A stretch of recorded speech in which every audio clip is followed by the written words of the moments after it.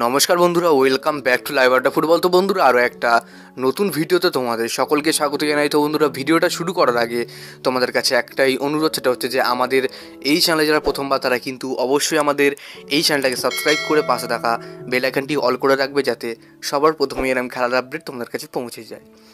তো বন্ধুরা, আমরা বেসিক্যালি আজকে আলোচনা করব দীপক টাংরি, মনবীর সিং এবং জ্যাকসন ইরভাইন এবং আরও একটা প্লেয়ারকে নিয়ে। তো তোমরা ভিডিওটা একটু স্কিপ না করে পুরো দেখতে থাকো। তো বন্ধুরা দেখো, এই মুহূর্তে আইএসএলের সবার প্রথমে আমরা যে আপডেটটা নিয়ে কথা বলবো সেটা কিন্তু দীপক টাংরিকে নিয়ে।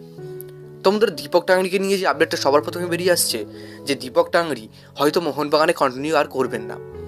তোমরা প্রায় অনেক জায়গা থেকে শুনেছো যে দীপক টাংরি হয়তো আর মোহনবাগানে কন্টিনিউ করবেন না, তিনি সামনের মরশুমে অন্য দলে যোগ দেবে বা মোহনবাগান ছেড়ে তিনি কিন্তু আইএসএলের অন্যান্য দলে চান্স নেবেন। তো এই যে খবরটা এই মুহূর্তে সবথেকে বেশি ভাইরাল হচ্ছে, আমি তোমাদেরকে পুরোপুরি একদম ছাতু গলার মতন বুঝিয়ে দিচ্ছি, আর তোমাদের হয়তো বোঝার কোনো অসুবিধা থাকবে না। দেখো, সবার প্রথমে এই দীপক টাংরি তিনি কিন্তু বর্তমানে ভালো পারফরমেন্স করছেন এবং মোহনবাগান তাকে কিন্তু এই যে মৌসুম চলছে, অর্থাৎ এই যে আইএসএলের মৌসুম চলছে, সেখানে কিন্তু 24-25 মৌসুমে তাকে কিন্তু ছাড়বে না দল থেকে। তাকে যদি ছাড়ে তাহলে কিন্তু অবশ্যই সামনের মৌসুমে ছাড়বে, অর্থাৎ সামনের মৌসুমে 2-1টা ম্যাচ খেলিয়ে তারপরে কিন্তু অবশ্যই দীপক টাংরিকে ছাড়লেও ছাড়তে পারে মোহনবাগান ম্যানেজমেন্ট। তবে এখনও পর্যন্ত কোনো কনফার্ম খবর নেই যে দীপক টাংরিকে মোহনবাগান ছেড়ে দেবে। হ্যাঁ, অবশ্যই কনফার্ম খবর আসলে কিন্তু সবার প্রথমে তোমরা আমার এই চ্যানেল থেকে পেয়ে যাবে। তো অবশ্যই কনফার্ম খবর আসলে তোমাদেরকে কিন্তু আমি শেয়ার করবো। তো এবার আছি আমরা মনবীর সিংকে নিয়ে। তো মনবীর সিংয়ের চোট, যেখানে কিন্তু তিনি ইন্টারন্যাশনাল খেলতে পারেনি বাংলাদেশের বিরুদ্ধে, তো সেইখানে অনেকেই মানেরও মার্কে হয়েছে, দোষ দিচ্ছিল যে গোয়ার কোচ তিনি দেখে দেখে মোহনবাগান প্লেয়ারের চোট হলো কেন।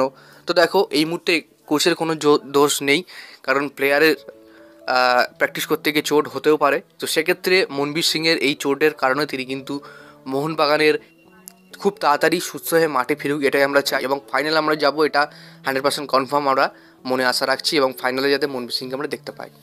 তো এরপরে তোমাদেরকে যে আপডেট দেবো, যেটা কিন্তু জ্যাকসন ইরভাইনকে নিয়ে। তো জ্যাকসন ইরভাইনকে নিয়ে প্রায় অনেক কথা তোমরা শুনেছো, তোমাদেরকে কনফার্ম আপডেট দিই। এই মরশুমে তিনি আসছেন না, হয়তো সামনের মরশুমেও আসবেন না, হয়তো তার পরের মরশুমে আসতে পারে, কিন্তু কথা হয়ে আছে মোহনবাগান দলের সাথে। যখন তখন তার কিন্তু ডিলটা সম্পূর্ণ হয়ে গেলে তিনি কিন্তু ভারতে চলে আসতে পারেন। তবে এই মুহূর্তে এফসি পয়লার হয়ে তিনি কিন্তু খেলছেন, এখন কিন্তু আসার কোনো চান্স নেই। তো যাই হোক বন্ধুরা, আজকের জন্য ভিডিওটা এতটাই ছিল। ভিডিওটা ভালো লাইক করে দিও, চ্যানেলে প্রথমবার হলে চ্যানেলটাকে সাবস্ক্রাইব করে পাশে থাকা বেল আইকনটি অল করে রেখো। ধন্যবাদ।